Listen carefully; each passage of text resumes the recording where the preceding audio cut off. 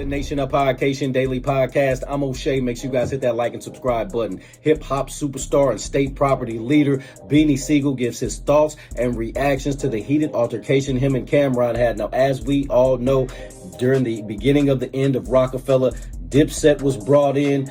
And Dipset was a machine. They already had everything going. They had the group, they had their leader, they had the marketing, they had their engineers. They was ready to hit the ground and running. Whereas state property, a little bit differently. Beanie Sigel was putting his crew together. Beanie didn't have the same level of expertise and experience as Cameron. So Dame Dash wanted Beanie to be a vice president, wanted Cameron to be a vice president, and then he wanted Cameron to teach Beanie Sigel how to do what he did with Dipset over here at state property. That was the whole plan. But Dame Dash forgot to run that past Jay-Z for some reason, and Jay-Z did not like that. That started the beginning of the end. So he started making those moves about the Rockaware and things like that, and then doing his own S. Carter line without Dame Dash. And all of this is just the beginning of the end of Rockefeller Records. Well, anyway, Beanie Sigel talks about a time in the studio where it was him, Jay-Z, Memphis Bleak. They're in the studio recording. Allegedly, they're sitting here talking about Cameron. Cameron ends up walking into the studio session that they have. Beanie Sigel takes him outside, and they have this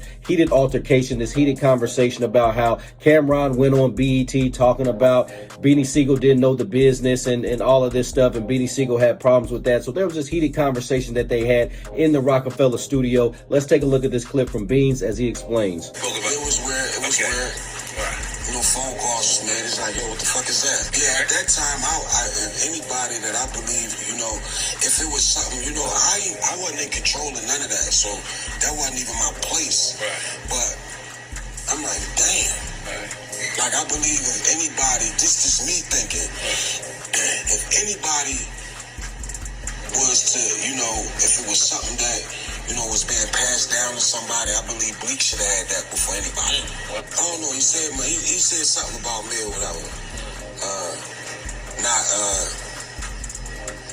Not knowing the business or some shit like that. True.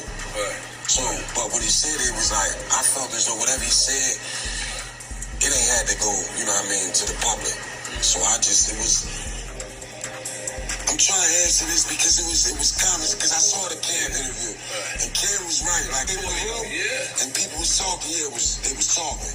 So the reason why I said something to him, because I wanted him to know, like, I'm not with that, like, anything I said I could repeat it, and I wasn't with no bitch shit, and, you know, it's up to whoever that was in the room, you know, to say what they said. Nobody said nothing, so it's like, ain't nobody gonna say nothing. So, you know, I'm still, I'm a soldier. You know what I'm saying? If you put it in that, like, you know what I mean, I follow orders. That's why I felt that my job was, it was like, all right, what you want me to do? All right, there you have it. So that's Beanie Sigel's side of the story. He said that he didn't appreciate Cameron making that public news, and I can understand that. You don't need to put that news out there. And Cameron has said that he probably shouldn't have said that stuff about Beanie Sigel not knowing the business, because that was a private conversation between him, Beans, and Dame, because he was moving them up to be vice president. So I can understand all parties at fault here, but like Beanie said, he's not no punk. He's not on no BITCH stuff. So when Cameron came in and he knew that they was talking about him, he wanted to make sure he stepped up and let him know, hey, dog, you can't be doing this. Don't be bringing that stuff up publicly and stuff like that. So, Nation, what do you think about Beanie Sigel's side of the story? I know I just made a video on Cameron's side. Nation, let me know in the comment section down below. Do you think that this was the beginning of the end of Rockefeller? Did Dame move funny by not telling Jay-Z he was planning on promoting Beans and Cameron? Nation, let me know in the comment section down below. Make sure you all hit that like and subscribe button.